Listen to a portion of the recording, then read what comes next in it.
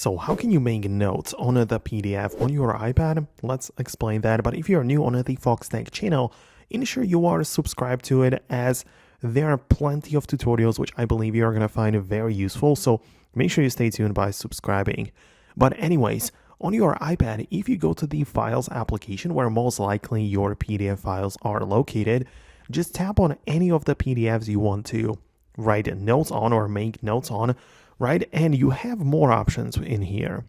So if you have the iPad OS 26, it will open it up in this preview app, but this is completely fine because the first option is that you have an Apple Pencil handy, right? You can just tap the screen right here and start drawing on it. You can zoom in and take notes this way.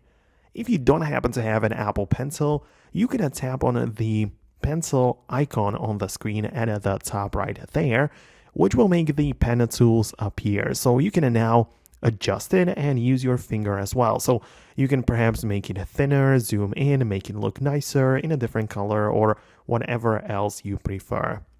But you can also turn off the pencil mode and switch to the fill out form button, right? So you can see it is right there at the top as well. And this gives you the ability to tap on the plus in the corner and essentially just add a text field into your PDF.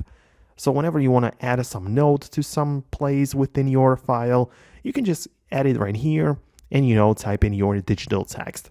So no matter which option you decide to go with, I believe that it is a viable method. It's like all built in. You don't even have to download anything, and it just works well. I use it all the time. So let me know if you like it below. If you do, just hit the thumbs up if you don't feel like writing a comment, but it would really help me out if I knew that. But yeah, that's it. Thanks a lot, and I'll catch you later.